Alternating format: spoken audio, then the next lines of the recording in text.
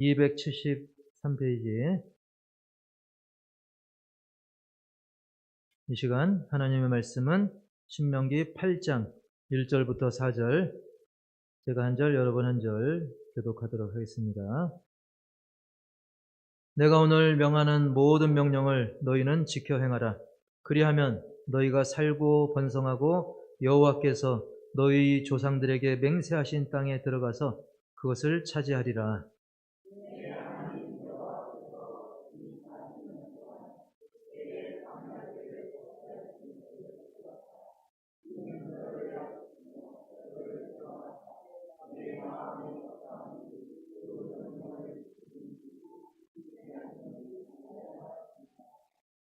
너를 낮추시며 너를 줄이게 하시며 또 너도 알지 못하며 네 조상들도 알지 못하던 만나를 네게 먹이신 것은 사람이 떡으로만 사는 것이 아니요 여호와의 입에서 나오는 모든 말씀으로 사는 줄을 네가 알게 하려 하심이니라. 이 40년 동안에 내 의복이 헤어지지 아니하였고 내 발이 부르트지 아니하였느니라. 아멘. 말씀 제목 다 같이 시작.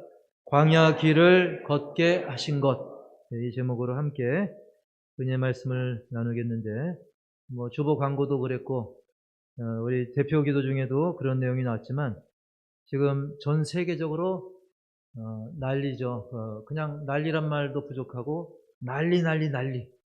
그 소문이 끊이지 않고 있습니다.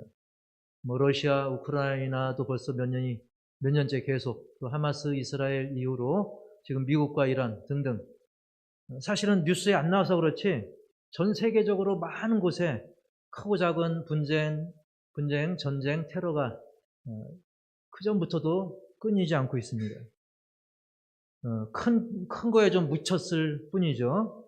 그리고 이 대한민국 내에만 봐도 이 좁은 땅덩어리 안에서도 막 이 모양 저 모양 아웅다웅 티격태격 지지고 볶고 이제 난리죠. 근데 대한민국은 고사하고 사실 한 가정, 또 가까운 이웃, 심지어 한 형제, 자매, 남매, 부부 할 것 없이, 자녀 할 것 없이 여러 가지 우리는 아웅다웅하는 이 세상에서 살고 있는데, 근데 뭐가 계기가 됐든 어딘가 그 광활한 아주 탁 트인 곳을 여행하고 오면 좀 생각이 좀 달라지기도 합니다. 예를 들면 제가 미국 그랜드 캐년이라는 곳에 가서, 사진 보시죠. 제가 그랜드 캐년에 가서 경비행기를 타고, 저건 길이가 442km예요. 길이가 우리 남한 길이가 됩니다. 그래서 제가 비행기를 타고 저길 다녔더니 막 1시간 걸리더라고요. 라고 제가 아는 담임 목사님이 그렇게, 전 미국을 아직 안 가봤는데 그런 얘기 하더라고요. 네.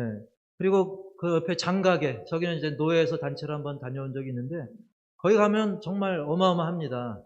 그리고 꼭 외국 아니더라도 강원도가 됐든 우리 가까운 제부도 대부도 거기만 가도 탁 트인 바다를 보거나 또 높은 산에 올라서 광활한 풍경을 보고 나면 그 복잡했던 생각들이 잠시라도 정리가 되면서, 그렇구나. 그동안 세상 이런저런 일로 아웅다웅했던 그런 자기 자신을 돌아보게 됩니다. 그렇구나. 내가 땅 따먹기 또는 소꿉장난하다가 싸우던 그런 철없는 그런 아이짓을 하고 있었구나.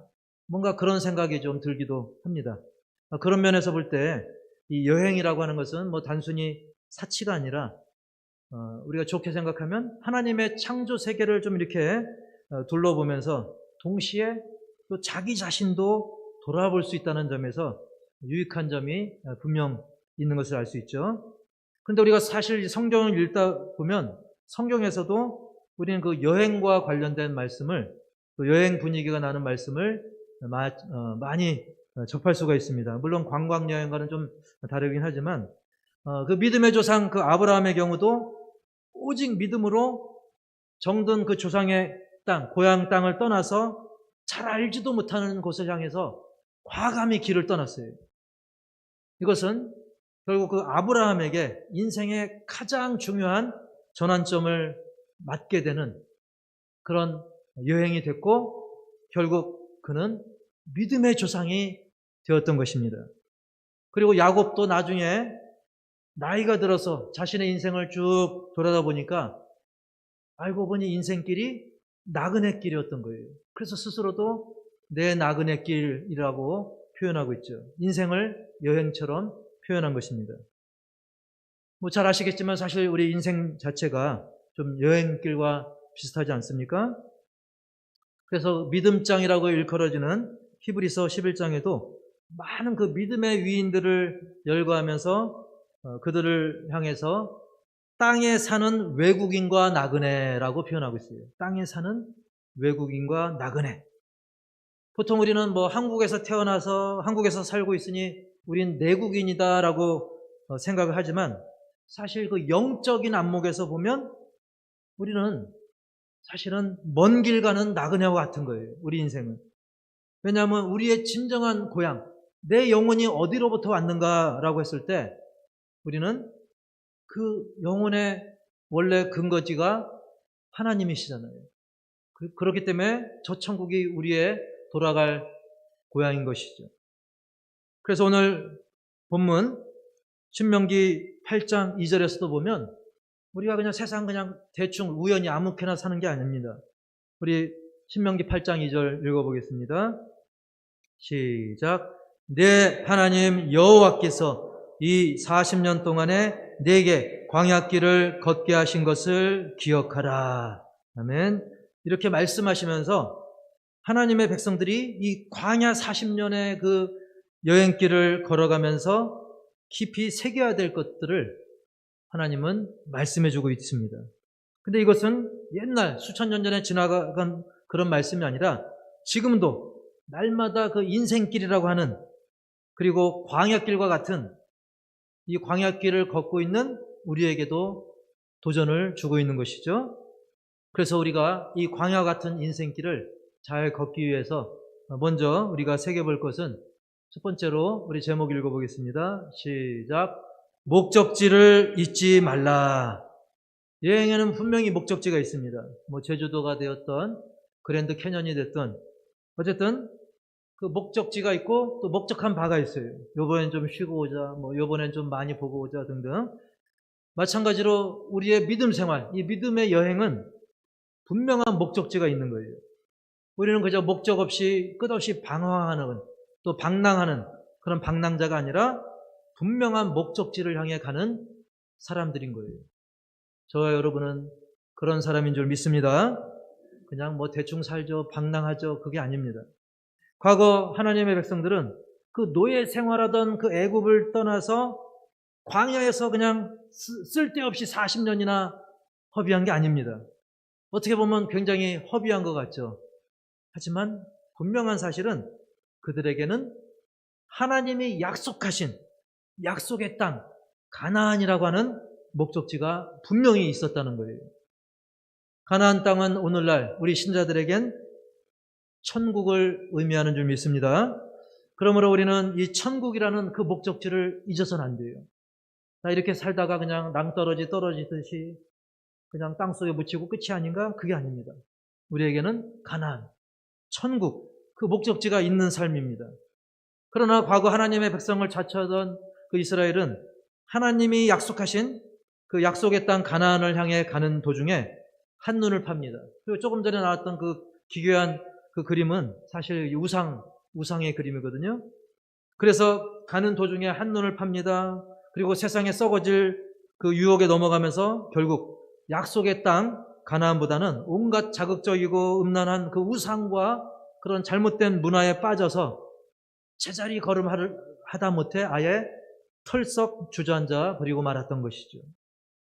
그저 당장의 현실에 안주하다 못해 심지어는 그들이 지긋지긋하게 노예 생활하던 그 애굽 땅을 그리워하는 거기까지도 이릅니다.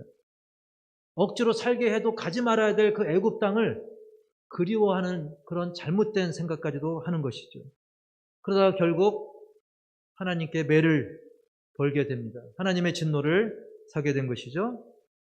혹이라도 우리 역시도 어떤 신앙 여정의 목적을 결코 잊어서는 안 됩니다.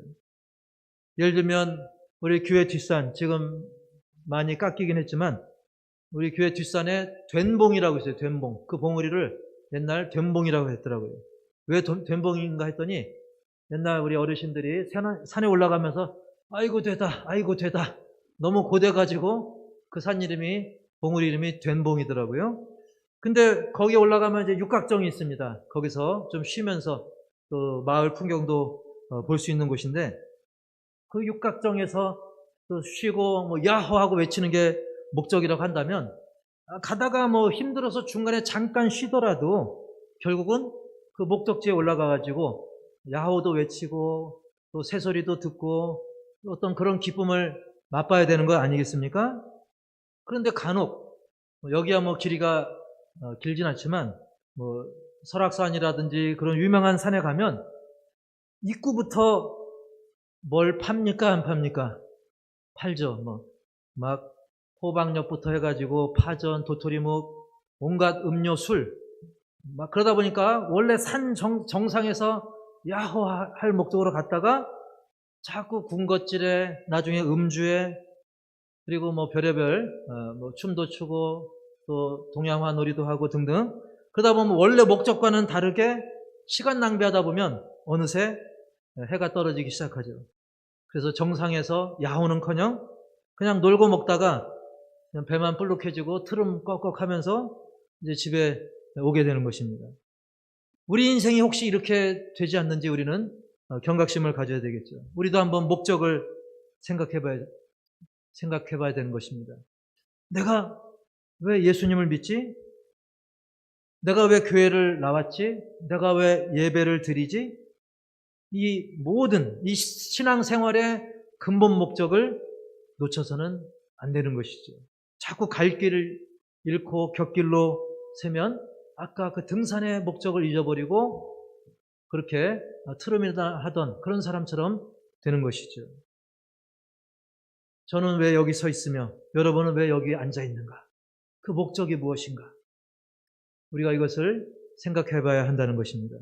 우리는 하나님의 약속, 주 예수를 믿어라. 그리하면 너와 내 집이, 너와 내 가정이 구원을 얻으리라. 이 약속의 말씀에 근거해서 주님의 몸인 이 교회에 와서 하나님께 예배로서 영광 돌리고 또 하나님께서 내려주시는 그 은혜를 덧입고자 지금 여기에 있는 것입니다. 그리고 아까 말씀드린 것처럼 우리의 최종 목적지는 영적 가나안, 바로 저 천국인 것입니다.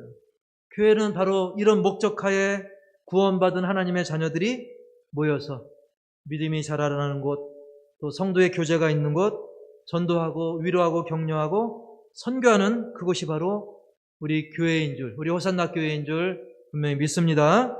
이걸 놓치지 마시기 바랍니다. 그리고 다음으로 우리 신앙 여정에 있어서 또 중요한 것은 우리 제목 시작 주의사항을 따르라. 저 그림은 뭐 관광 가이드가 있는데 우리가 낯선 곳을 가게 되면 여행길에서 그 가이드가 이야기해주는 주의사항 거기 반드시 귀를 기울여야 돼요. 그거 잘못했다가 안 지켰다가 심지어 안 좋은 소식으로 뉴스에 나오는 경우도 종종 있지 않습니까? 우리 여행길에서는 반드시 주의사항에 귀를 기울여야 돼요. 하나님께서는 우리가 천국 가는 그 여행 중에 이 거쳐야 될 이 광야 같은 이 세상길을 걸어갈 때 반드시 놓치지 말아야 될 그 주의사항을 말씀해 주셨어요. 심지어는 그것을 기록까지 해서 주셨어요. 얼마나 친절하신 하나님이십니까?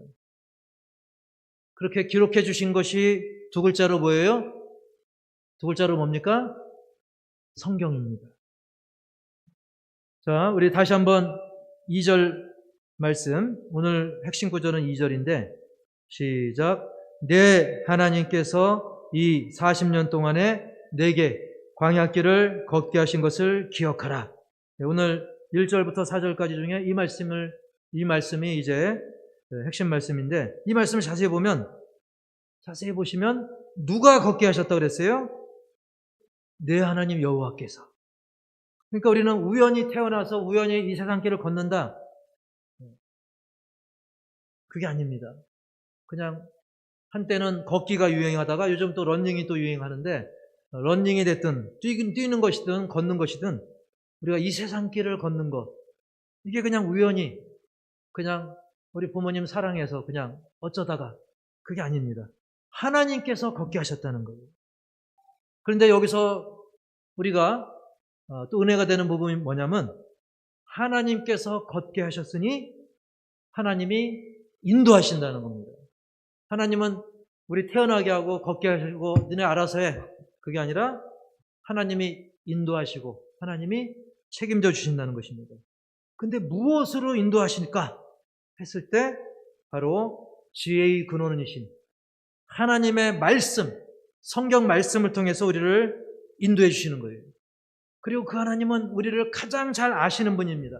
우리를 가장 사랑하시는 분입니다.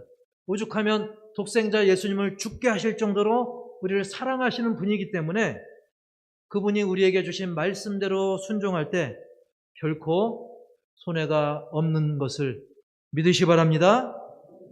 그러나 우리는 사람인지라, 연약함이 있고 결점과 단점이 있는 사람인지라 당장 걷고 있는 이 광야 같은 세상길에서 의심이 들 수 있어요. 목사님 말씀은 좋지만 당장 제가 없는 게 투성입니다. 힘든 거 투성입니다. 사실 광야길이 그렇잖아요. 그래서 예상치 못한 어려움도 있고 뭐 힘든 일들이 있을 수 있죠.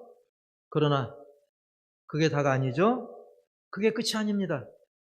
우리에게는 하나님이 알려주신 1급 비밀, 아니 특급 비밀보다 더 최고의 비결과 같은 이 약속의 말씀, 이 하나님의 말씀이 있는 것입니다. 그래서 하나님이 알려주신 이 주의사항, 그 말씀대로만 하면 우리는 능히 이 광야의 어려움도 거뜬히 이겨낼 것을 확신하시기 바랍니다. 그래서 오늘 우리가 1절부터 4절 쭉 읽은 말씀도 종합해보면 하나님의 사랑과 은혜, 그리고 훈계의 모든 가르침들을 기억하고 마음에 자꾸 떠올리고 실천하면 그 풍성한 복을 누린다는 게 바로 오늘 말씀의 내용인 것입니다. 우리 1절 한번 읽어보겠습니다. 1절 시작. 내가 오늘 명하는 모든 명령을 너희는 지켜 행하라. 그리하면 너희가 살고 번성하고 여호와께서 너희의 조상들에게 맹세하신 땅에 들어가서 그것을 차지하리라. 아멘. 6절 내 하나님 여호와의 명령을 지켜 그의 길을 따라가며 그를 경외할지니라. 아멘. 그러므로 우리는 인생의 나침반과 같은 이 광야 같은 세상에서 길을 모를 때 마치 나침반과 같은 하나님의 말씀, 우리를 안전하게 지켜주시는 이 주의사항에 해당되는 이 말씀을 더 사랑하고 더 의지하고 더 순종할 때 주님이 예비하신 목적지에 도달할 수 있게 되는 것입니다. 그렇게 되시길 축복합니다. 그런데 제가 한 가지만 더 말씀드린다면, 제목 다 같이 시작. 주기적으로 충전하라. 저 그림 보면 막 사막인데 뜬금없이 한가운데 뭐가 있어요? 네, 오아시스가 딱 있죠. 그래서 사막길, 광야길 힘들게 걷다가 저기서 목도 축이고 그렇게 하는 것인데, 제가 최근에 어떤 분과 대화를 나누다 보니까 어떤 기업의 대표가 이제 비싼 값에 회사를 매각하고 쉬게 됐어요. 얼마나 좋습니까? 막 돈을 두둑히 받고 자기 회사를 매각한 거예요. 그러니까 다음날 아침에 다 기분 좋죠. 아, 출근 안 해도 되는구나. 근데 하루 이틀 사흘, 일주일, 2주일 지나다 보니까 왠지 모를 불안함, 막막함, 노는 것도 계속 노니까 그것도 쉬운 게 아니다라는 거예요. 그래서 백수들의 사망 원인 중에 과로사가 많다고 그러더라고요. 백수인데 뭐 하냐. 근데 백수는 나름대로 또 막 바쁘거든요. 그래서 오히려 막 우울한 생각까지 들어가지고 굉장히 어렵다는 그런 이야기가 있더라고요. 사실 은퇴한 많은 분들이 그래서 뭔가 하다못해 뭐 길거리 청소라도 뭔가 하려고 하지 않습니까? 주민센터에 가서 뭐라도 하려고 하지 않습니까? 그리고 세상에서 나름대로 성공했다는 사람, 더 이상 올라갈 데가 없을 정도로 성공했다는 사람들도 그 이후에는 결국은 뭔가의 그 알지 못하는 그런 불안감, 뭔가 허전함, 그것 때문에 마약이라든지 뭔가의 중독으로 빠지는 경우가 굉장히 많습니다. 의외로 많아요. 그러니까 여러분 뉴스에 보면 가끔 돈 많은 부자들이 뭐 세상 말로 뻘짓한다 그러잖아요. 우리는 이해가 안 되잖아요. 아유, 나는 저 사람이 가진 거 100분의 1만 있어도 정말 감사하며 살 것 같은데. 왜 그렇겠습니까? 그 심령에 예수님이 없는 사람들은 진정한 종말을 몰라요. 진짜 종말이 어떤지를 모릅니다. 막막한 거예요. 그리고 주 안에서 참된 안식도 모릅니다.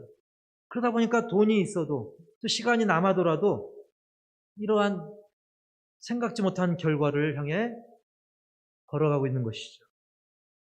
그런데 우리는 이 종말과 영원한 안식 전에 너무나 고마우신 하나님께서는 정말 끝없어 보이는 이 기나긴 이 광야 여행 중에 아까 그 오아시스처럼 잠시 쉬어가며 즉 저 천국에서 영원한 안식을 미리 맛보기로 누릴 수 있고 그리고 우리의 지친 심령에 충전할 수 있도록 해주신 거예요. 그래서 그 그림을 다시 보여주시면 마치 저 사막의 오아시스처럼 그런데 좀 더 우리가 피부에 와닿게 설명하자면 왜냐면 우리는 이제 사막지대가 별로 없으니까 거의 없으니까 오아시스 뭐 구경할 일이 없죠. 근데 우리가 쉽게 표현하자면 마치 고속도로를 힘들게 달리다가 반가운 간판이 있죠. 네, 무슨 간판이에요?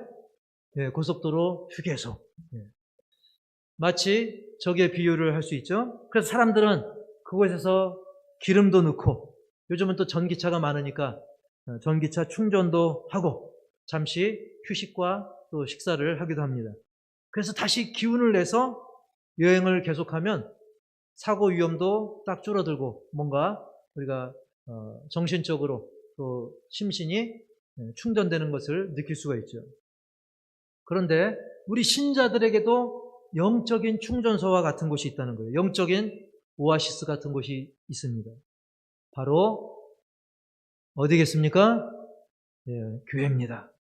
바로 교회를 통해서 우리 하나님께서는 이 교회를 통해서 우리의 영이 정말 안식을 하고 영적으로 충전되고 회복케 하신 거예요. 과거 하나님의 백성들이 이 광야 생활 중에도 정해진 날에 정해진 시간에 하나님께 제사, 오늘날로 말하면 예배를 드리고 또 안식하면서 회복과 충전을 이루었던 것처럼 우리도 신앙생활의 긴 여정 가운데 주님의 몸인 교회에 모여서 예배와 친교와 교육, 선교 등을 통해서 힘을 얻게 되는 것입니다. 그런데 시간이 없다고 해서 바쁘다고 해서 마치 사람들이 세상에서 막 바쁘다고 시간 없다고 쉬지 않고 계속 달리면 어떻게 됩니까? 차도 문제가 생깁니다. 사람도 피곤을 이기지 못해서 오히려 대형 사고 날 위험이 커지는 것이죠. 우리의 믿음 생활 또한 이런저런 핑계로 우리가 영적으로 충전하지 못하면 오히려 더 심각한 상황을 맞이하게 되는 것입니다. 세상에 많은 유명인들도 극심한 공허감, 우울증, 그 원인이 진정으로 안식하지 못해서 제대로 온전히 쉬지 못해서 그런 경우가 얼마나 많습니까? 그래서 막 한순간 나락으로 떨어지는 경우를 우리 많이 보지 않습니까? 다 핑계가 있죠. 일에 바빠서, 또 돈에 바빠서, 또 쾌락에 바빠서 결국은 그 영혼이 갉아먹힘을 당하는 거예요. 우리가 이런 위험을 극복하는 방법은 따라서 합시다. 주 안에서 안식하자. 예, 그게 바로 영적 충전이죠. 주 안에서 안식하는 것. 의외로 그냥 무조건 쉬기만 하면 된다는 것이 아니라 말씀 묵상하고 기도하고 성도의 교제, 예배 이걸 통해서 영적인 충전을 하는 거예요. 세상 사람들도 몸의 건강을 위해서 사실 쉬어야 되는데 오히려 헬스하고 오히려 레저를 즐기고 축구도 하고 이것저것 운동을 하고 우리가 볼 때는 왜 힘든데 더 땀을 흘리지? 근데 그게 쉬는 거라고 하잖아요. 우리 신앙인들에게 있어서는 우리가 예배하고 교회 나와서 그냥 마냥 쉬는 것이 아니라 교회 나와서 우리의 영혼의 안식을 미리 맛보고 누리는 것입니다. 이것은 그냥 마냥 쉬는 것과 다릅니다. 우리가 방전과 충전은 다르잖아요. 예를 들면 전기차를 주차만 해둔다. 그러면 조금씩 방전이 될 거예요. 보통 디젤 차량도 마찬가지고. 그냥 놔두기만 하면 방전이 됩니다. 하지만 차를 세워놓고 충전기를 꽂아야 이제 그 차가 충전이 되는 것입니다. 우리가 교회에 와서 예배드리는 것은 그냥 마냥 쉬기만 하는 것도 아니지만 동시에 이게 노동도 아닙니다. 어떤 사람은 막 예배드리고 주님의 몸된 교회 일을 하는 걸 노동처럼 생각하는 사람이 있어요. 또 반대로 이걸 그냥 마냥 방전처럼 쉬는 걸로 생각하는 사람이 있어요. 그런데 그 양쪽으로 치우친 게 아니라 이것은 영적으로 충전하는 시간입니다. 우리가 교회에 와서 예배를 통해 찬양을 통해 또 신령한 교제를 통해서 오히려 마음의 때를 씻어내는 정화가 일어나고 그 다음에 숫돌에 칼을 갈듯이 영적으로도 우리가 더 발전해 나가는 과정이기 때문에 오히려 안정감과 평안의 안식이 되는 그런 시간입니다. 할렐루야. 저는 가끔 단체 카톡이 몇 군데 있는데 가끔 단체 카톡을 보다 보면 장례 소식이 이제 공지로 뜰 때가 있어요. 잊을만 하면 뜨는데 그런데 워낙 연세가 있으신 분이야 그렇다 치지만 가끔 깜짝 놀랄 때가 있어요.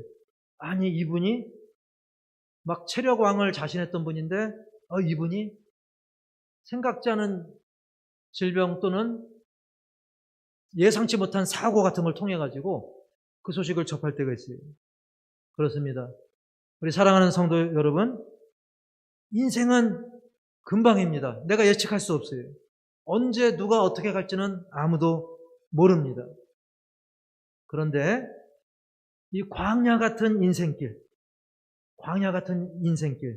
이 길, 이 사실은 아까도 말씀드렸지만 제가 강조했지만 내가 알아서 임의로 걸은 것이 아니라 하나님이 걷게 하신 길입니다. 우리 다시 한번 읽어보겠습니다. 2절 너무 중요하기 때문에 여러분 성경 본문 2절 시작. 내 하나님 여호와께서 이 40년 동안에 내게 광야길을 걷게 하신 것을 기억하라. 아멘. 하나님께서 걷게 하셨다는 그 사실, 이 사실을 우리가 절대로 놓치지 마시고 절대 잊지 마시고 대신 하나님이 우리의 목적지를 향해 이 말씀을 최고의 주의사항, 최고의 나침반으로 주셨다는 사실을 우리가 잊지 않으면서 이 말씀을 나침반 삼아서 주기적으로 또한 영적인 충전을 하면서 하나님의 이끄심 따라 부지런히 그리고 나홀로가 아니라 우리 서로 함께 격려해주고 위로해주고 무엇보다 서로 기도해주면서 이 길을 함께 걸어가시길 축복합니다. 그래서 제가 소원하건대 우리 모두 여기 단 한 분도 빠짐없이 또 여러분의 가족들 중에서도 단 한 분도 빠짐없이 최종 목적지에서 다 함께 만나기를 주님의 이름으로 간절히 축복합니다.